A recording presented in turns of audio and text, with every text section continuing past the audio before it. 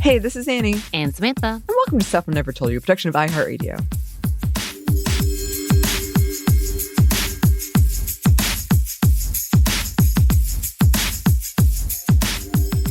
And today we have an interview for you that we are so excited to share.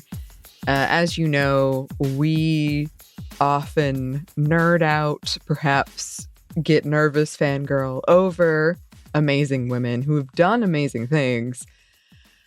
And this was one of those instances because we were fortunate enough to get to interview Michele Norris. And I'm still like, we're recording this separately because she's really busy and was covering a hearing in Washington, D.C. in the middle, like she was like, I gotta go to get to this hearing. Right. And she took the time to talk with us, and it was amazing. And it was an amazing conversation. We have so much more we wanted to talk about. Didn't have the time, but hopefully, Samantha, you really put down the seeds. I was really trying real hard. I'm like, I need this conversation to keep going. So I'm going to put a teaser out, bait her, hopefully, and she'll want to come back on. But you also did a good job with the mac and cheese. Like, we need to follow up with that anyway. Yes. All teasers, obviously.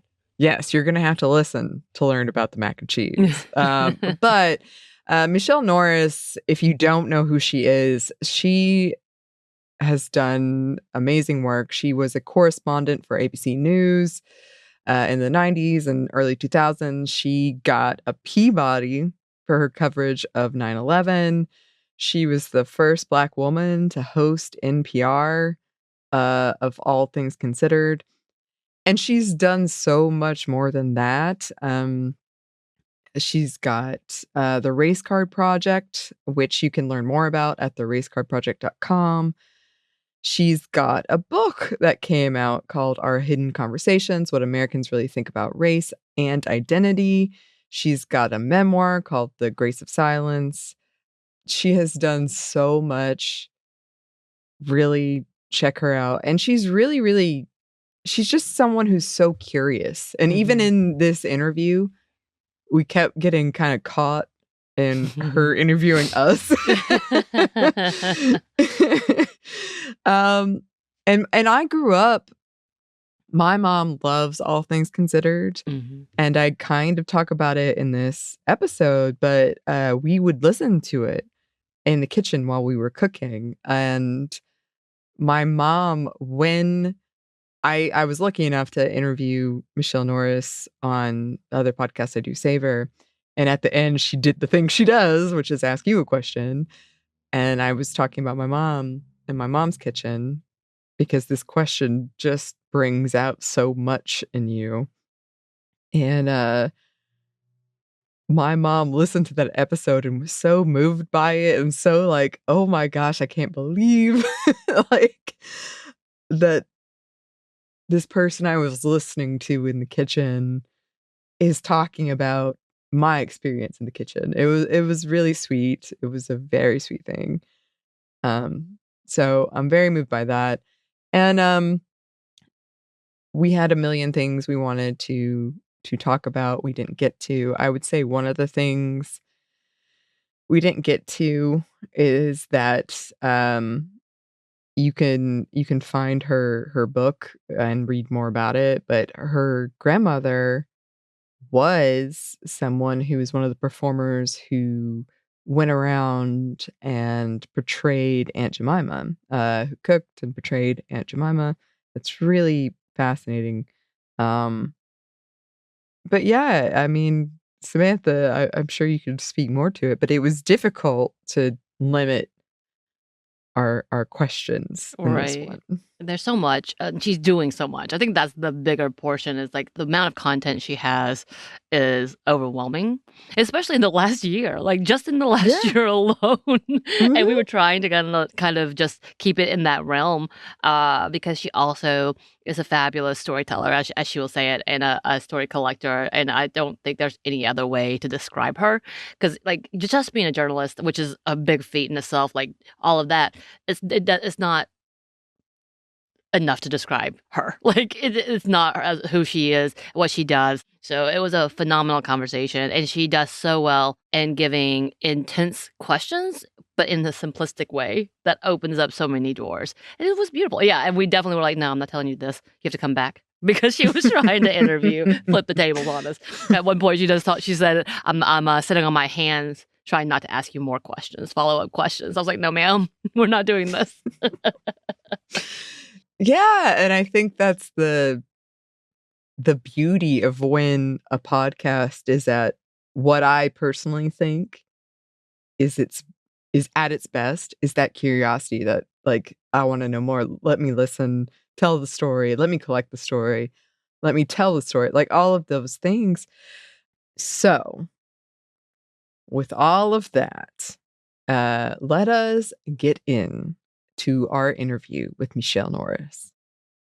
So today we are so thrilled and excited to be joined by Michele Norris. I'm honestly like, I'm so excited to talk with you. Can you introduce yourself to our audience? Hi. Hello. First, hello, Sam and Anney. So good to be with you. So good to be with you. So excited. My name is Michele Norris.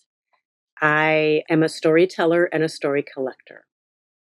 I'm a storyteller in that I am a longtime journalist. I am a senior contributing editor at MSNBC. Prior to that, I was a columnist at the Washington Post. I worked for 10 years as a host of a little show on NPR called All Things Considered. And before that, worked at ABC News and the Chicago Tribune, LA Times, and the Washington Post earlier in my career. So longtime storyteller. For the last 15 years, I've been a story collector. I run something called the Race Card Project, where I collect stories from people about race and identity that begin with just 6 words. So they start with little microbursts and they often grow into something bigger. And I now host a podcast called Your Mama's Kitchen, where I collect stories from fairly famous people who tell me about how the kitchens that they grew up in shaped the people that they became. And the theory of the case there is that the kitchens are incubators. As Conan O'Brien said, it's like the kiln where the bricks are made. You learn about justice and generosity and grace and grievance and all kinds of things in the kitchen. A lot more goes on in a kitchen beyond nutrition. Your podcast and just the way you described your work and who you are, the story collector, that's exactly the perfect description of what you do. It's not just a conversation. It's not just a podcast. It's not just a book. It seems that your work in its entirety, even though the basis in your education and your background is journalism, it is story collecting. It is storytelling. And you do a beautiful job in relaying different people's, different backgrounds, stories in such a way that you feel like you know these people, which really like tugs. I think I was gushing right before, I know I was gushing right before we got on to record about your ability to talk to people in such a way and ask the questions that are seemingly so simple. Like you literally said, give me 6 words about race. And you gave out postcards. And by the way, that format is so romantic to me. It just got me. I was like, yes. And you're talking about how you put them in Bibles. Don't think I didn't know what you were doing. I love that you did that. But we should explain that. We should explain that. I'm sorry. No, I just thinking about the things I know in background. So I developed the Race Card Project while I was on a 35-city book tour. And I developed the Race Card Project in part because I wrote a book about my family's very complex racial legacy called The Grace of Silence. And I knew I would be going out in the world talking to people about race, and I thought no one wanted to have that conversation. So the Race Card Project was created to create an entry point with postcards. Just give me a postcard with your 6 words on it. And I had to figure out how to distribute the postcards. And so when I was traveling across the country, I was leaving them in the back of airline, little marsupial pouch. I was leaving them in the airline pouch. I was leaving them in restaurants. I was leaving them behind on tables. And in hotels, this is where the Bible comes in. In hotels, in the nightstand, there's often a little Bible in the nightstand. And so I put postcards in the Bible. So I figured if somebody was like, needing a good word that they were trying to find a poem or a psalm or a proverb. Yep. out would fall a postcard. I mean, to be honest, in my mind, if I had found a postcard in the Bible, which I don't necessarily look through them, but every now and then you're like, there it is. You're like, what did the Mormons want from me? Like, what is this questions that the Mormons are asking me? But no, it's such a fascinating and amazing beginning. And like I said, I love like postcards. Those are so romantic, and I love that in general. But you have an amazing way of transforming people's stories into this beautiful, beautiful narrative where you just feel it. You feel where there's these where the people are coming from, and the hurt or the beauty of finding themselves. Like, that's such an amazing thing. And you have taken that all the way from, again, postcards. Of course, you've been a journalist. You've done this. Now you're here in podcasting, and you do the same thing. You do the same thing with that question. Tell me about your mama's kitchen. So can you talk to us a little bit about this podcast and what it's about and how you got here? Well, isn't it interesting? I was reminded when I was in San Antonio recently that even that question is 6 words. Tell me about your mama's kitchen. I never put the two together, but the idea for the podcast grew out of my work in public radio. And you two live behind the microphone, so you understand that you want people to talk a little bit before you are off to the races and you start recording your show, and it's something called a mic check. And at NPR, the standard question for the mic check was, what did you have for breakfast? Samantha, what did you have for breakfast? I haven't had breakfast. Coffee? Okay. That's the issue. Miss Reese, what did you have for breakfast? Coffee. Coffee. Okay. So no one talks enough, right? You never have the person who says, oh, girl, I had French toast. And It was dredged in eggs that were harvested down the road, and it was dusted with cinnamon sugar, and I had it along with some beautifully scrambled eggs and some country fried bacon, and I had a glass of, no one says that. They say coffee, they say nothing, they say toast, they say oatmeal, and it's never enough time for people to talk. And so I started asking oddball questions. Do you use paper or plastic when you go to the grocery store?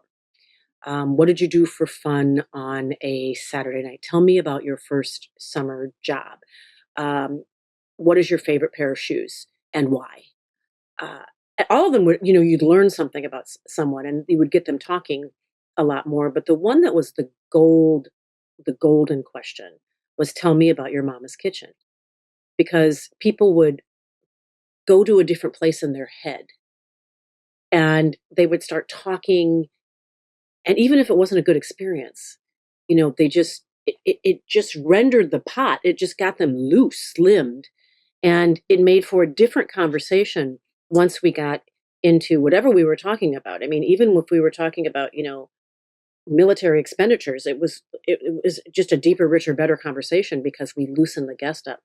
And I always thought that would be a great idea for a podcast. And then I wound up connecting with the good people at Higher Ground Media, which is the production company that is owned by Barack and Michelle Obama. And the light bulbs went off and we said, let's create a really wonderful podcast around this. And the theory of the case was that we become who we are in the kitchen. And it's interesting how we asked this question to all these different guests. Same question, bunch of different guests. And it goes in completely different directions. There's there are a few redundancies, but even so, there's difference even if the experience is similar. And so I know it's an interesting experience for the listener, and it sure is a heck of a lot of fun for me to get to know people in a different way. Because often these are famous people. They've done lots of interviews, but we learn things that no one else has heard before because we're entering through a different door. Right. I mean, listening to Michelle Obama talking about how much she didn't like eggs. She didn't like anything. She had the same thing for years. And peanut butter and jelly. Yes. I was like, I would have not imagined. And Mrs. Robinson, who's recently gone to glory, we both lost our moms right around this, in the same week, actually, right around the same time. Was a tough cookie. I mean, she was very, disciplined woman, but she indulged a little Michelle Obama. I said, baby, if you want a peanut butter and jelly sandwich, that's what we're going to give you. I mean, the piece of that episode that I really appreciated was when she talked about her cousin who went off and came back with all these radical ideas about what a woman could and should do. And you also learn about those sort of smaller characters in someone's life. She probably wound up having a really big influence on Michelle Obama. Yeah. And Oh, yeah. who she became and how she saw the world. And, because Chicago is basically like being in the South. If you're on the South side of Chicago, it's Black people who all came from the South, brought Southern values, Southern ideas with them, about all kinds of things, religion, gender, race. And then when people started to break out of those cocoons and explore bigger worlds and then bring those ideas back, they were not often met with an open-armed embrace. What you talk about? Trying to shake up the world order Right. here, and that was, she had never talked about that before.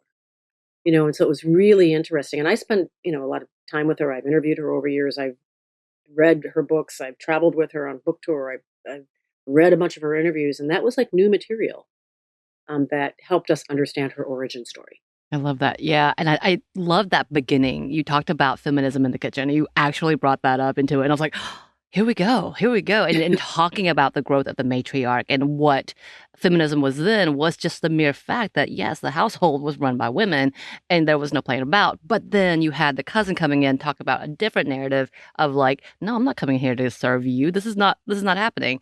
It was such an amazing conversation. But and you have to understand that in a Black household, in the 1960s, for a young woman to come in and say, "I'm not here to serve you," ooh, thunderclap. That was a silent moment. Yes. Everybody tensely stares and like, oh, what do we do? Is what's going to happen here? But that theme comes up over and over and over again because, for some of us of a certain age, feminism came along and changed the world underneath our mother's feet.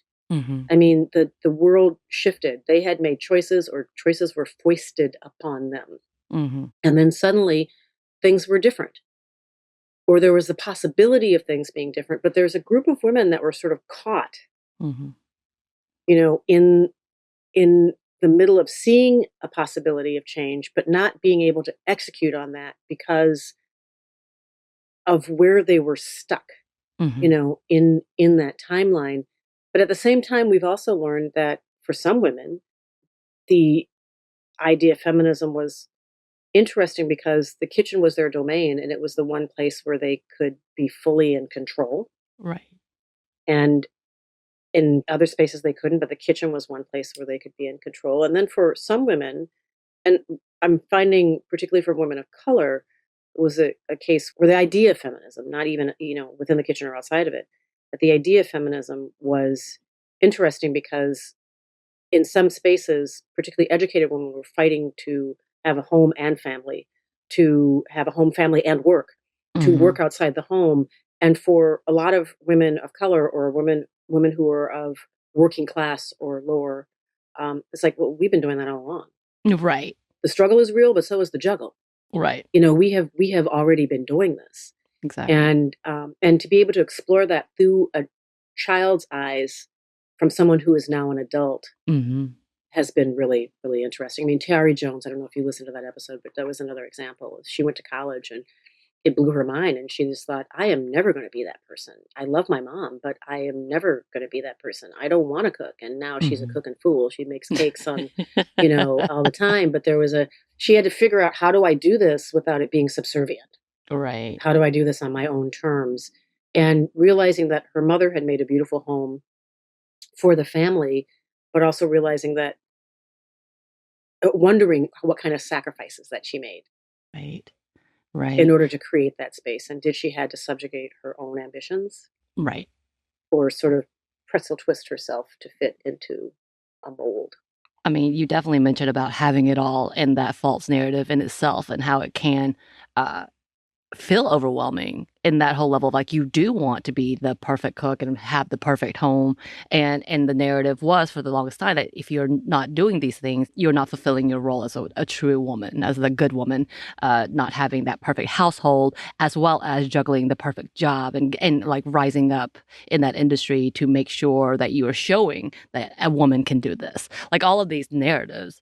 I have two thoughts on that.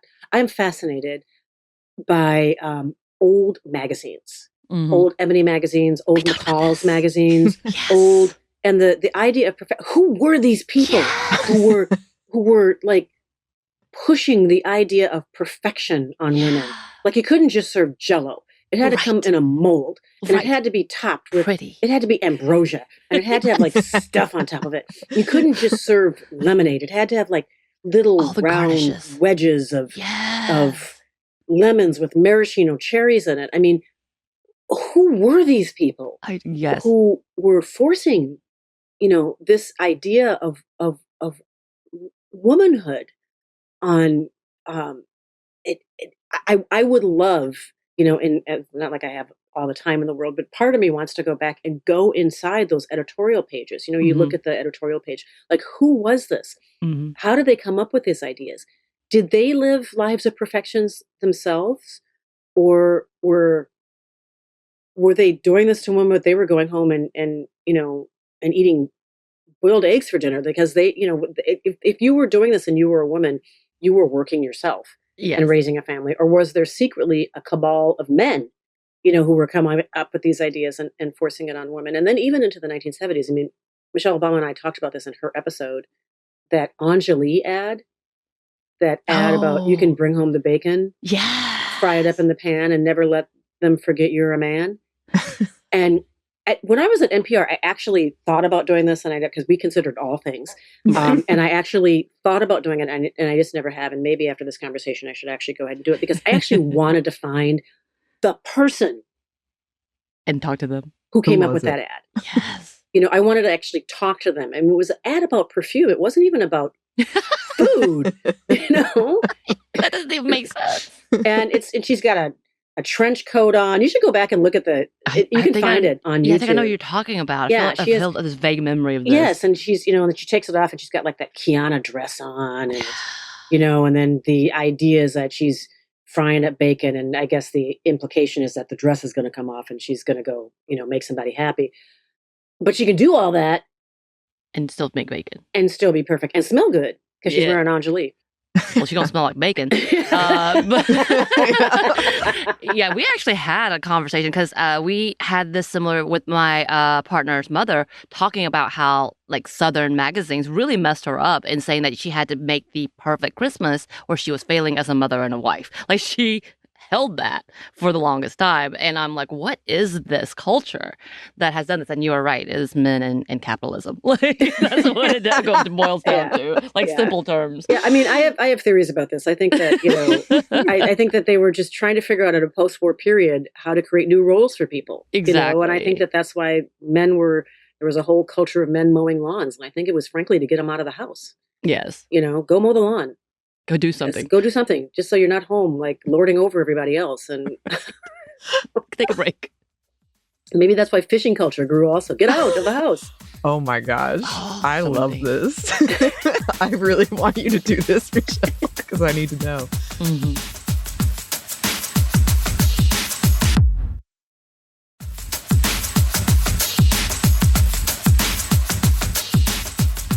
For me, the kitchen has always been kind of a fraught space of like, I enjoyed the time with my mom, but then like, I guess the men in my family felt bad. And so they would come in and start talking to us. And I'm like, no, I don't want you to be in here if you're not going to help. Like, then get out. But I actually do enjoy the cooking part with my mom. But it's also one of my earliest memories of getting really angry is I'm like, I don't get why you're expected to do this. I don't understand it. And I feel like the kitchen, as you mentioned, it's this space where you learn so much because it's the kitchen table is like a place where the bills are building up or the homework is being done or the arguments are being had or all of these things. And it's just when you look back at it, you're completely right. It makes so much sense. People have all these stories that maybe they're like, oh, I haven't thought about that in a long time because I wasn't processing it then. But now I am. And the kitchen has become a really political space. It is like I've tried to get to the bottom of this, Michelle, is why do we still tell women to get back to the kitchen or go make a sandwich today? Like, why is that still one of our biggest? Yeah, you know, we're talking right now, and there's actually a hearing going on in Washington, D.C., where a nominee is being questioned about, you know, denigrating the idea of women in combat and the idea that women should be moms and not in combat, as if you can't be both, you know, both things. I think it's so interesting that you understood gender dynamics in your house at such an early age because of what happened in the kitchen. What did you learn about that? What did you divine from that? At the time, I just thought it was unfair. I remember thinking, like, in a very childish, I don't have like the understanding necessarily to define why, but I thought it was unfair because she would be like sitting down and my little brother would ask her, like, can you go get me something that he could have done? He could have just done it. But she would get up and do it. And she was like, no, it doesn't bother. It's the easy. She wasn't upset by it. But there was something in me that was like, I just don't like this. I don't get why he can't just do it. And I felt like I would have gotten up and done it. I wouldn't have asked her. And so there's just something in me that was like, I thought it was unfair, I guess is the. And it's so deep because for some people, it may be just a natural. There are people who really get great pleasure out of serving people. Mm-hmm. You know, and I totally understand that. I probably fall within that category. Cooking is an act of love. You know, presenting a banquet to people is an act of love. But there also is an element of keeping the peace. Mm-hmm. You know, and there is an element of keeping up with the culture. You know, the cultural expectations, and then there's just, you know, there's so much that goes into this. When I was writing my first book, I came upon this book about the Great Migration, but it was written through the prism of marriage Mm-hmm. and the pressures around people who were trying to figure out how to make it in new environments, who had fled, who were refugees from the Jim Crow South, and brought all that trauma along with them because they had escaped terrorism.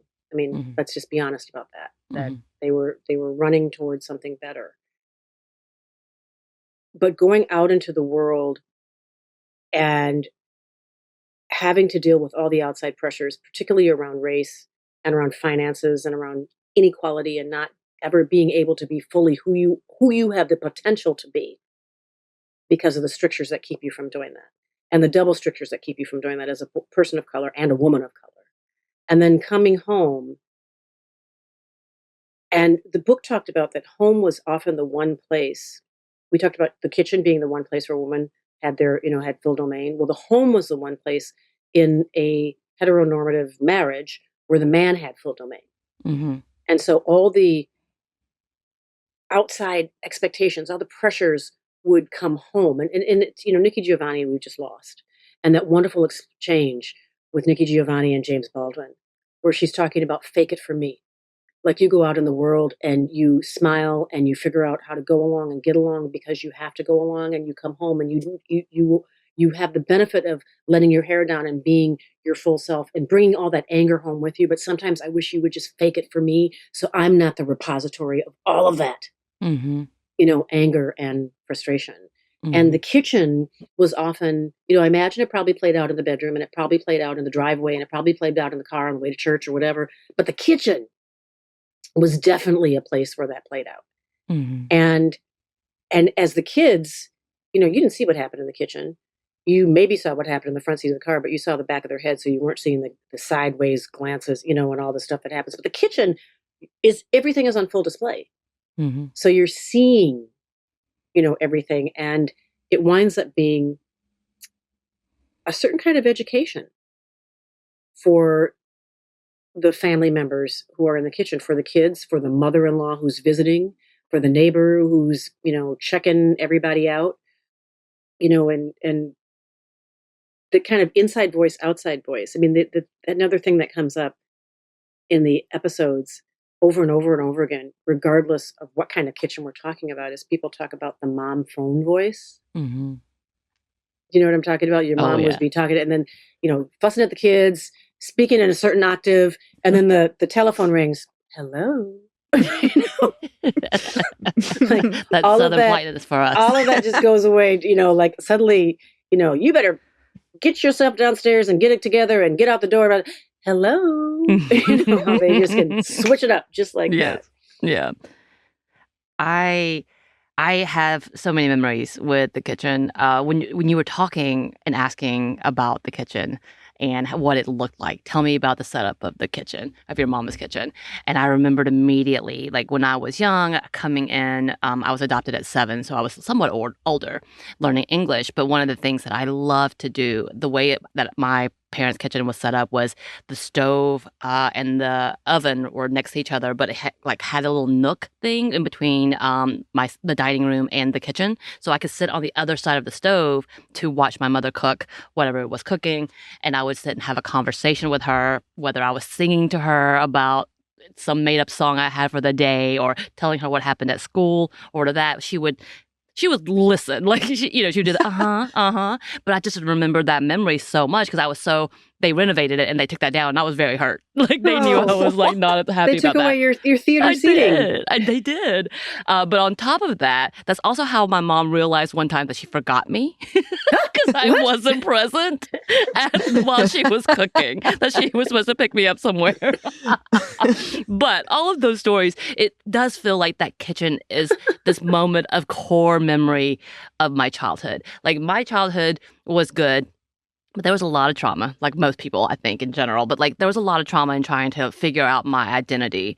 But one of the things that I loved was feeling connected to my mother in that moment, to seeing her cooking. And she wasn't a bad cook, but she cooked simply for 4 kids very quickly, whatever she had. So hamburger helper was always on the menu. Sloppy joes were on the menu, stuff like that. I love sloppy joes. Look, I had a weird relationship with that. I had a back and forth with that. But it was something about that the kitchen is like the heart of our home. And that's that familiarity of my mother. Like, no, I didn't want anyone to ever touch me when I was sick, except for my mom. I needed her to give me a hug. And that's that feel in that kitchen. Why do you think that it does belong to women like that? Why does it belong to the matriarch? Well, going back over centuries, this is the division of labor, and gendered roles have been prescribed going back over centuries, and there are aberrations to that. There are places where women do the hunting and gathering, but those are few and far between.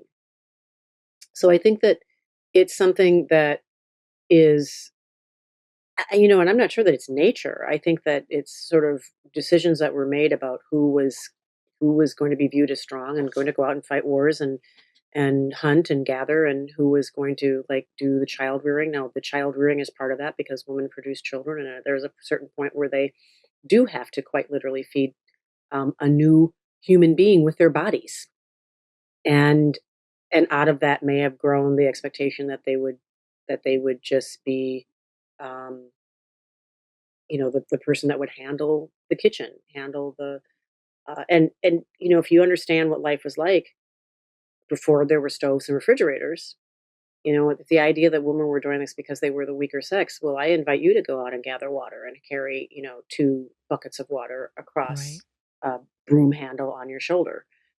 That's the equivalent of like deadlifting. I invite you to go out and use an axe to split wood and then carry all that wood into a cook stove and keep things going. I invite you to spend time with livestock. And so it's not necessarily that they were the weaker sex. There was an argument over time that women have been weaker of mind. And, and then maybe that was an effort to keep them out of, they didn't call it the workforce at that time, but to keep them away from life and letters. But this continued, and then there's a certain degree of social engineering that has happened over time, and in capitalism. There's a book by Judith Shapiro. I can't remember the name of it, but she writes about the evolution of the kitchen, and um, and how that was aimed at women and the lives that they led. And then there's cultural forces. So I can remember my own kitchen, but I could describe to you the Brady Bunch kitchen. Mm-hmm. I remember where the oven was. I remember, the color scheme. It looked like the inside of a Burger King, kind of orange and brown. I Very remember Laura 70s. Petrie's kitchen, Mm-hmm. in the Dick Van Dyke Show. So there were all kinds of cultural clues. I can describe with great detail that fabulous kitchen that the Cosbys had, with the Mm-hmm. big table in the center of the kitchen. I don't know if anybody in New York City has a kitchen that is that large, but they managed to create a massive farmhouse style kitchen in a They did. brownstone Yeah. in New York Yep. City that that we all watched. Yeah. So there's no easy answer to that, but there are a lot of ingredients that went into that stew. I'm kind of curious about life now because cooking, and I'd love to hear more from you because I'm older than both of you. Cooking has become, it's something that we have to do to feed ourselves, but it's an obsession with, I think, millennials and in a different kind of way. Instagram shows us that there's a kind of performative aspect of cooking. There's a kind of communal dinners. There is a greater interest in this, and I'm wondering if there's more gender parity because of that. Again, Michelle, I wish we could there's so many things we could talk about with this because I think I was thinking about, we've done episodes on like Betty Crocker and women kind of being alone in the kitchen and having this person that wasn't real, but they really connected to because they felt so isolated. Yeah. And then that moved into like food shows, and then that moved into Instagram and social media. And from there, there are so many issues to unpack because I do think it has become, at least in my friend group, I feel a lot of times it is more equitable with the cooking. There's still sort of lanes people seem to stay in. But there's also there's the whole trad wife thing, which we've talked about before. Mm-hmm. And there's this food prep thing that I feel I don't think it's as prevalent now, but it got really out of hand for a while. Where it was it's still happening. It's still happening, but I remember it. Like preparing your meals for the week and in that little tiny containers. You have all the organization. But I'm a big fan of that. I did that. Okay. Oh, I'm a fan of it too. I cooked for Sunday I prepped for Sunday for the whole week. There you go. It got out of hand though. It got out of hand. Like people all excel based on that. Like, let me help you with this specific type of container. Like the capitalism that came from. Oh, the capitalism came from that and became such a thing, and it had to be manly, and or if you're not eating all proteins and you're not doing. Oh, it's like the keto dudes and the paleo dudes kind of stepped into the whole thing. Yeah. I'm a big fan of the prepping. I did that for years when I had kids and I was working. I would prep for the week and I could cook so much faster. I would just spend Sunday, watch something on, watch a great movie, listen to something and just prep for the week. But I understand what you're saying, that Instagram, it's like the butter board. Remember for a while, everyone was doing those butter boards? Yes. Like nobody wants to spread butter on a wooden board. Why and are then we doing this? like dip stuff into butter. That's so things take off. But one of the reasons I asked the gendered question, because even though the world of the kitchen has been gendered toward women, if you look at celebrity chef culture, right, it's still so male. Yes, and I'm noticing if you're on Instagram, a lot of the most popular people on Instagram who are cooking and doing that kind of performative cooking are also men. So, but I wonder if that translates into people picking up the kind of the responsibility of cooking at home. It's different to cook on Instagram with the right lighting and, the right angles and everything else. Something that can feel like drudgery, because people you got to eat. So someone's got to cook. Right. And when that happens, is there still the sort of what's for dinner culture as opposed to, what can we cook for dinner? The what's for dinner. What's for dinner is such a loaded question because it's it's the expectation that you're going to prep something. Prep you're going to procure cheese the dinner as opposed to let's talk about what we should have for dinner. Right. Because what's for dinner means it kind of means, what are you serving me for dinner? Exactly. I think we did talk about this in the line of that, yes, chefs is more dominated as a profession by men, but even still today, women are more likely to be the home cooks. And you can even tell almost in the type of food being served that women are more likely going to have a little homage to the old style or their family style versus like being the professional French cuisine. Like you see that lineup still, even though because it just like in everything we talked about with brewing beer, it was that same mentality. It used to be women who did that. Then it became profitable, so men started taking it. I didn't know that women used to, they were the home brewers? Yeah. They were called witches sometimes. Okay, learn something new. And you're interviewing us. This is not going well. I can't help it. This is not the way this is supposed to go.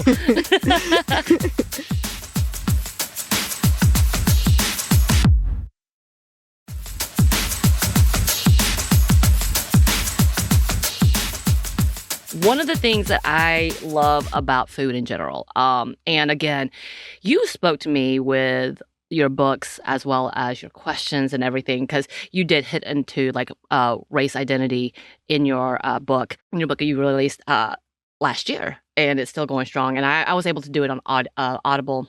Not a sponsor, y'all. But that it does so well. You bring in people. It was almost like a podcast. I was like, whoa, what's happening here? And then with the jazz transitions, I was like, yes. Thank you for noticing that. Yes, I did. I wanted to ask you about this. The first music they came back with, I was like,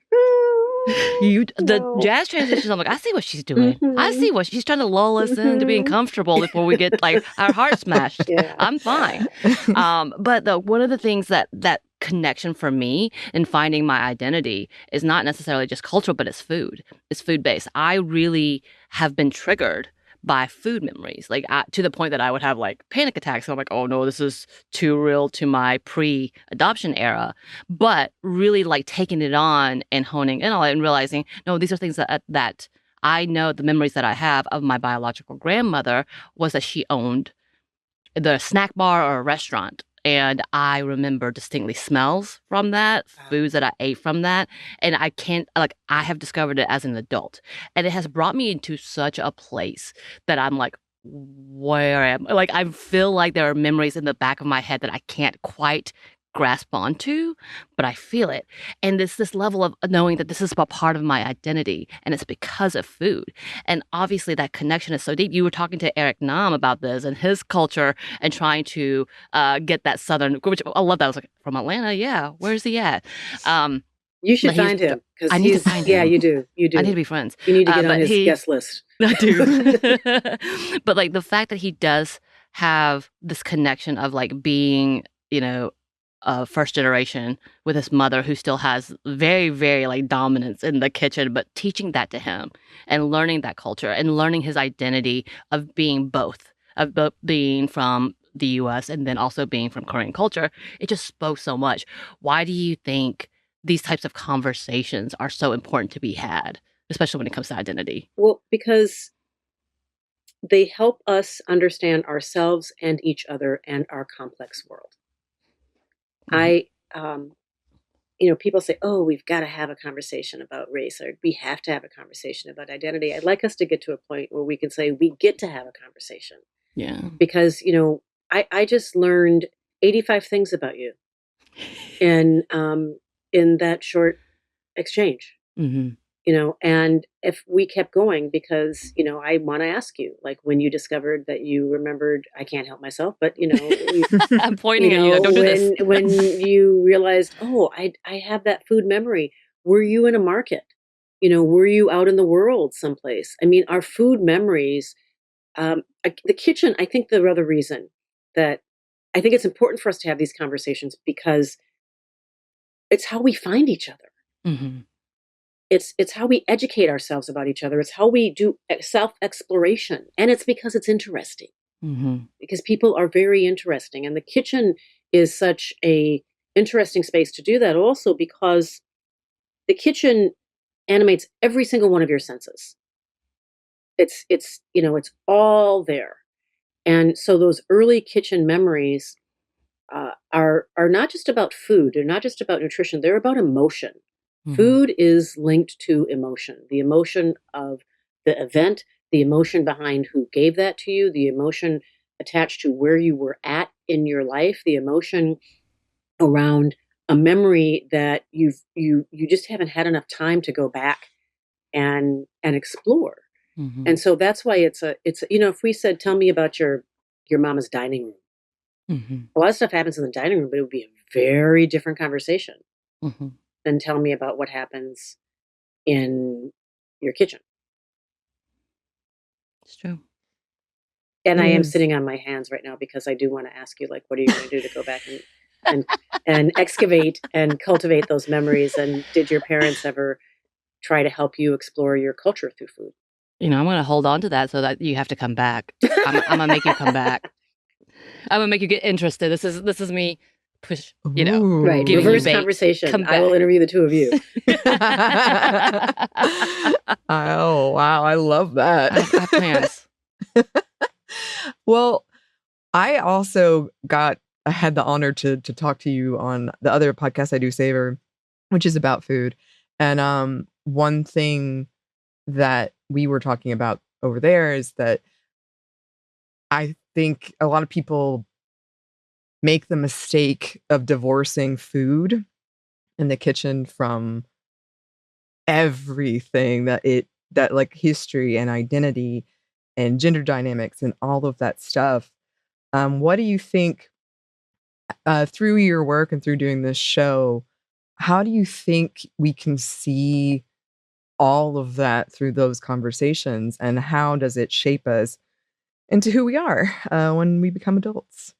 Well, I hope that when people hear these episodes, that they wonder about their own lives. And we now are creating a space. And I know that people do, because we've created a space where people can send their own audiograms or video messages to YMK at highergroundproductions.com. And, we listen to them tell their own stories. And so I hope that it's much like the book also, that if you read the book or listen to the book, if you listen to the podcast or eventually watch it, because we're going to be doing video episodes also now, that you will have a greater curiosity about your own space, that you might pick up your phone and call your cousin. Do you remember, this? Or you might, if you're lucky enough to still have living parents, that you might want to talk to them, that you might sort of explore, okay, is this why I keep a can of bacon grease next to the stove because my mom did? Or do I never, ever, ever, ever, ever want to do this because I don't want to do what my mom did? I don't want to actually follow that path.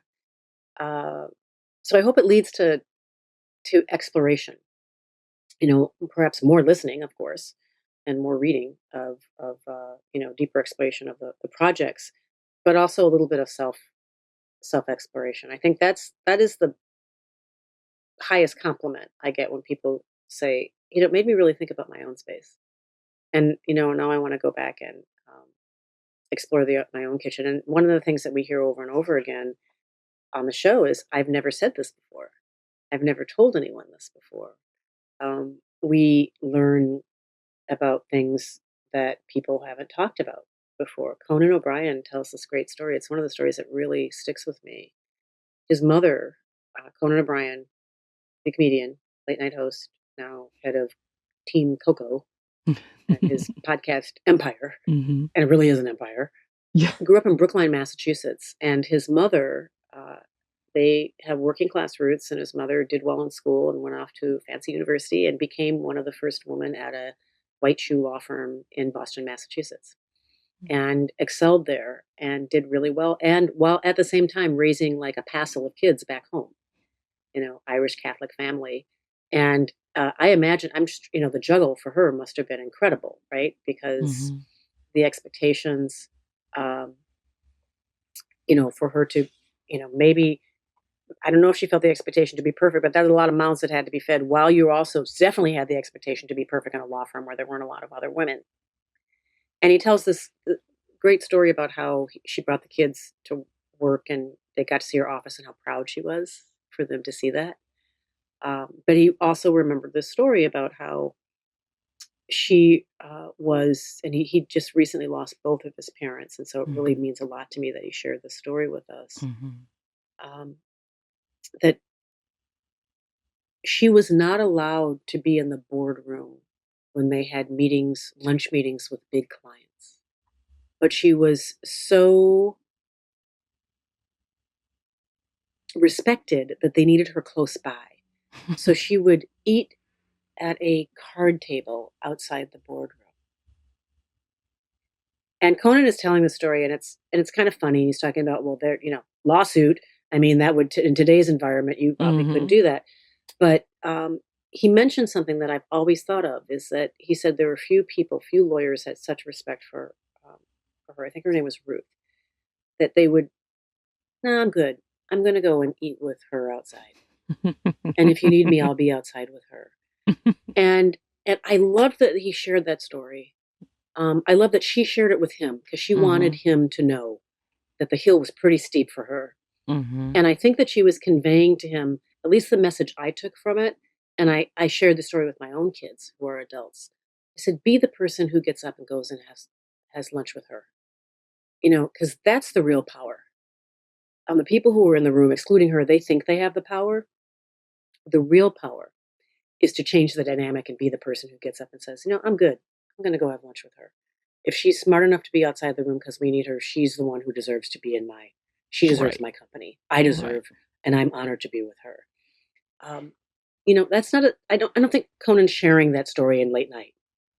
No. And so I'm glad that we have an opportunity to mine those kinds of stories, so that we understand a little bit about this person who makes us laugh, but also that we just are able to send those really little intimate moments out into the world to better understand our culture. I mean, right now we do this with primarily people who have a certain amount of acclaim or their marquee figures, but that's why I wanted to open up the inbox, because much like I do at the Race Car Project and I did in the book, Our Hidden Conversations, I want to hear from all kinds of people. I know someone, for instance, his mom had a kitchen and it was a stop in the Green Book. The Green Book that people used when they traveled in the South as people of color and they couldn't go.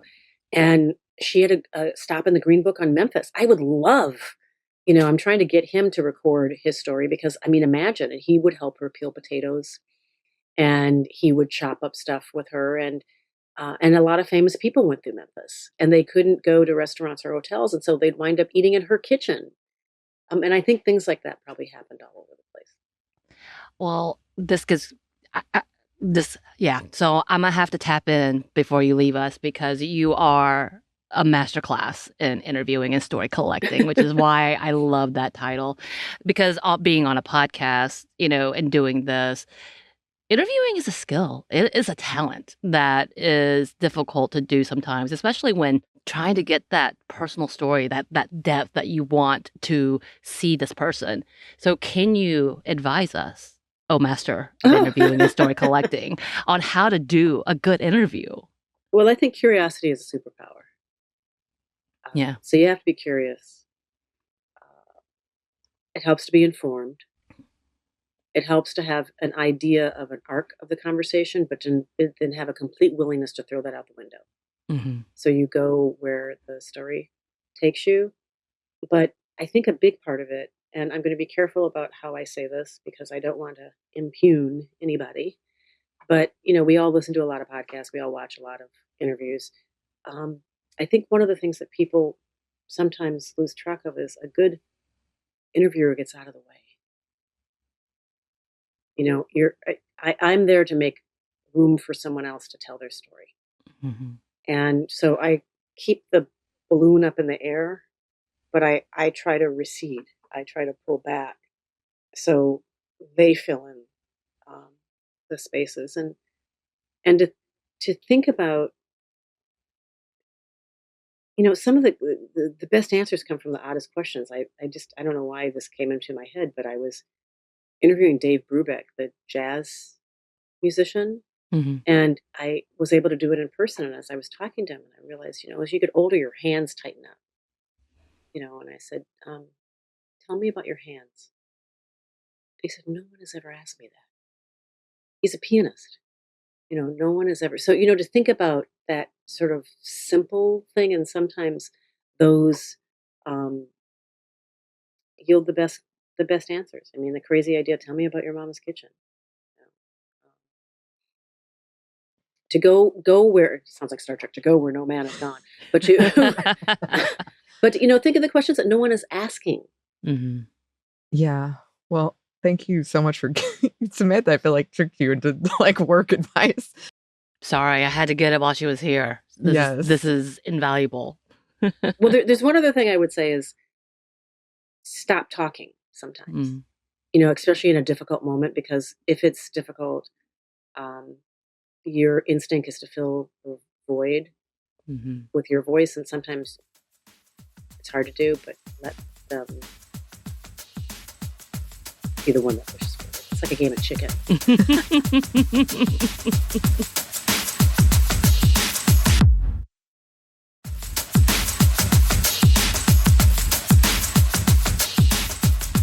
Well, thank you so much for being here.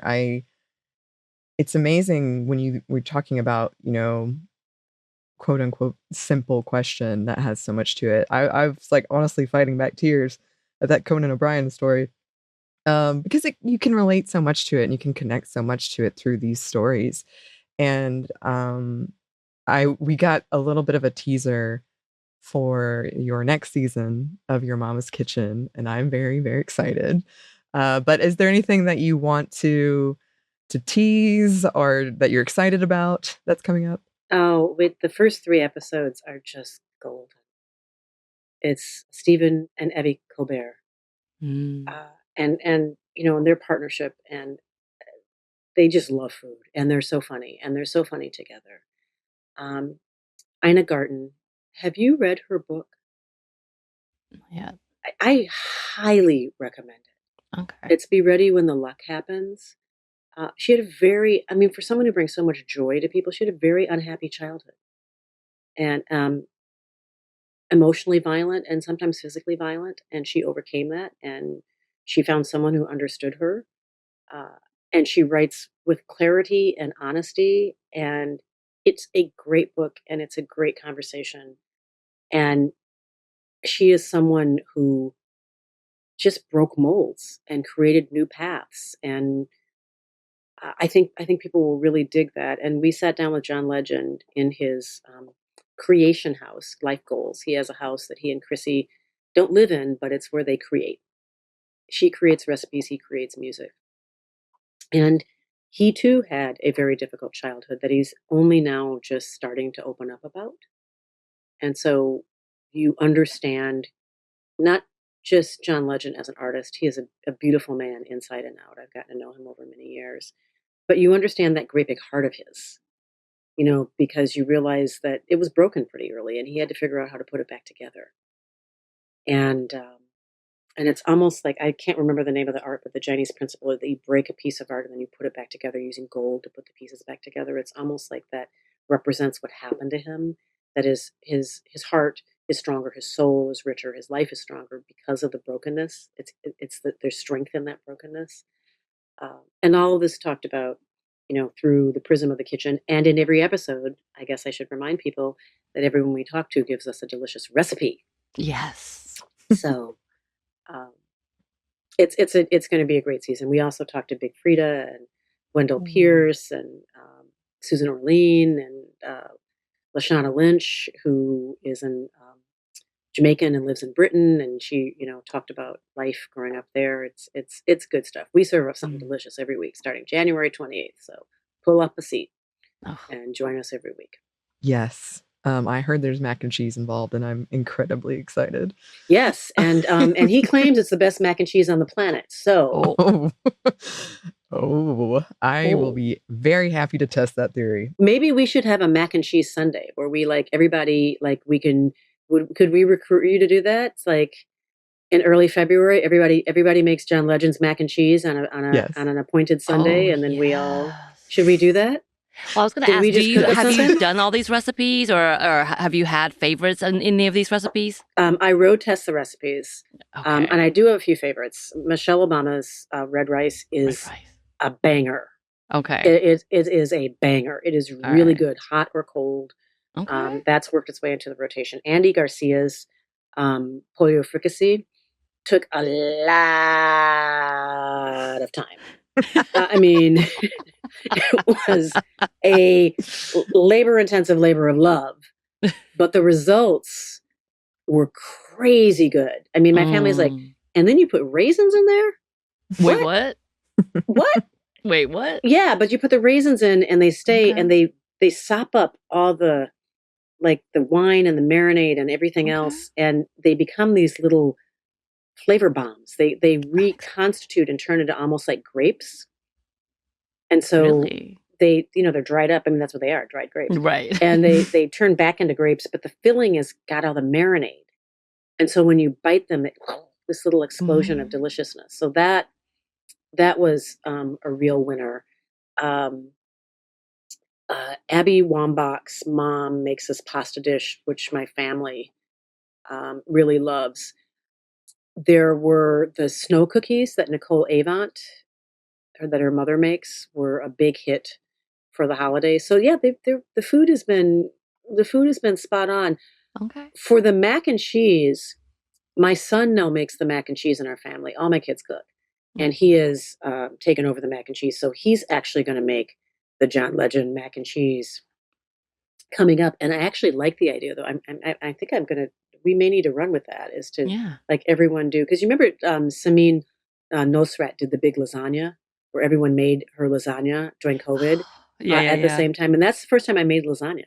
Oh, is when I did that. And so her chicken soup also, she did a Persian chicken soup that was super lemony, like so much that your cheeks kind of, the pucker in. Ooh. And she then layered it with a little bit of ghee. Oh.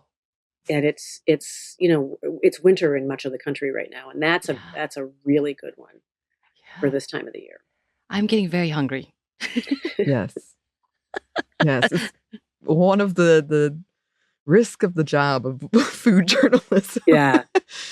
Yes. Well, I am so down for mac and cheese. Let us know Sunday. Okay. Yes. I'll let you know. We'll pick a Sunday, maybe like Super Bowl Sunday or right before Super Bowl. But yeah, let's do that. Yeah. And I think John and Chrissy would probably, we'll recruit them also, and we'll just have everyone obviously there. Yes. That would be amazing. We know you're so busy. I have so many other questions. I would like to ask. Maybe I'll come back one day.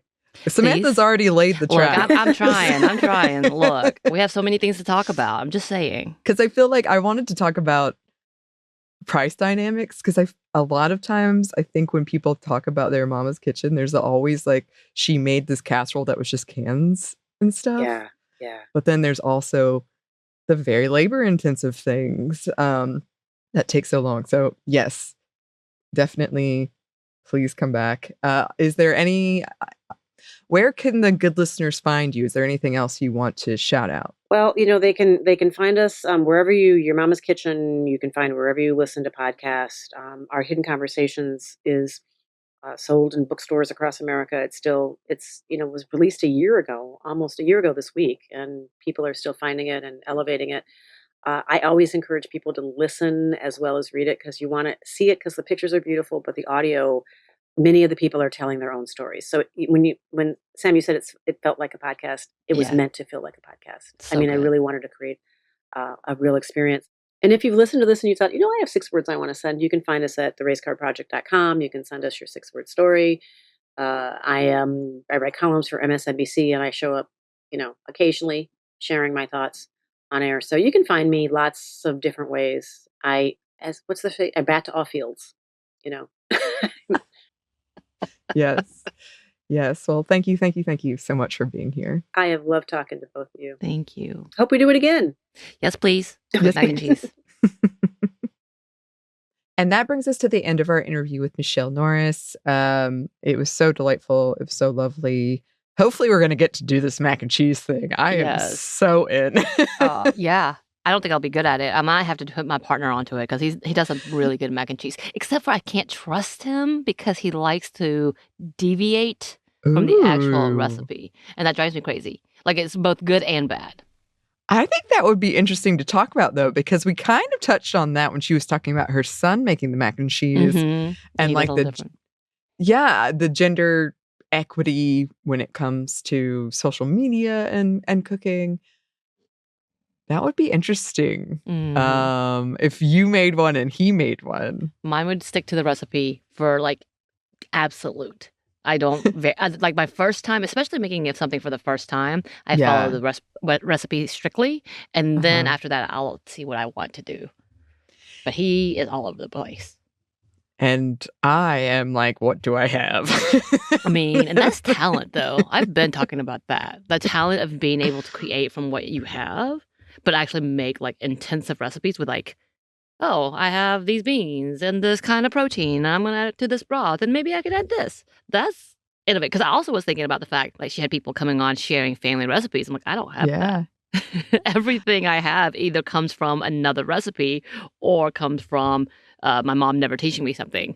Like, even I don't think she could. She doesn't know how to do that. But most of her recipes, as I mentioned, was like an easy to go box dinner or something that's just simple enough because she was feeding so many of us.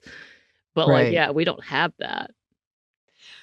Right. And honestly, if we had more time, I would have loved to hear your conversation expand about, because you have such an interesting like Southern food and Korean food. Well, like I told you, like in the interview, we talk about Eric Nam, who is from, he says Atlanta. I have like he says on the outskirts of Atlanta, but his mom, cooks all Korean cuisine to the fact that she flies to Korea, gets supplies, and comes back.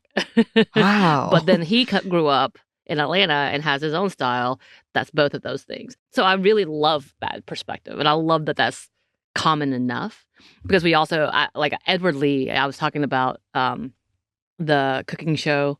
That's the Korean cooking show, and he was on there. But we went to his restaurant, and I realized way later who he was. I was like, oh, because I was very critical at first. I was like, who is this dude combining Korean and Southern in D.C.? Who is this? And it turned out to be Edward Lee, who was from Kentucky. I was like, okay, that makes a lot of sense. Yeah. I felt a certain way. I was like, who is this? Who's representing my life in a restaurant? Well, that's the thing. Is we talk about it in this episode, but all the histories and identity and all that stuff. But also, like, I do that too, where I'm like, who are you making this food? I'm just curious. Does it come from your heart or does it come from money? Yeah. But yeah, so those are the conversations that, man, I think there's so many subjects that we could come on to, and we were all, because essentially she's not necessarily like a food journalist. Like she's there for the stories, and it happens to be about food. Like it's very interesting because I was talking, if you get a chance, listeners, and I think we probably should do her book as a book club feature. Like I said, it's listening to it is a whole different scenario because she is doing interviews because she didn't want to tell their story for them. And so she had different actors or different people come in and represent their own 6-word story that interjects. And then it's beautiful how she does it with her own research and work behind it. So definitely worth a listen. They do have in the Audible or audio version the pictures that come with it. So they're also gorgeous. But I think we're going to have to pick that one up soon. I think so. It's amazing how quickly she and the people she interviews will move you to tears. I cannot describe. Like, wow. But there are stories we all can connect or relate to in some way. And I think that's why they're so powerful. I would also say, check out, if you want to learn more about her history in food journalism or why she was interested in it, check out the episode I did over on Savor with Lauren interviewing Michele Norris, because it was great. It was a great interview. But also, yeah, she's done all of these things. She's got the second season coming out of Your Mama's Kitchen, and it's really beautiful and it's amazing. So please check it out, listeners. And if you would like to contact us, if you have any thoughts about Your Mama's Kitchen, you can contact Michele. She gave you the information. But you can also contact us if you would like. You can email us at hello@stuffmonevertoldyou.com or stuffmediamomstuff@iheartmedia.com. Both work. You can find us on Blue Sky at Mom Stuff Podcast or on Instagram and TikTok at Stuff Mom Never Told You. We're also on YouTube. We have a TeePublic store and we have a book you can get wherever you get your books. Thanks as always to our super producer Christina, our executive producer Maya, and our contributor Joey. Thank you. And thanks to you for listening. Stuff Mom Never Told You is a production of iHeartRadio. For more podcasts from iHeartRadio, you can check out your iHeartRadio app, Apple Podcasts, or wherever you listen to your favorite shows.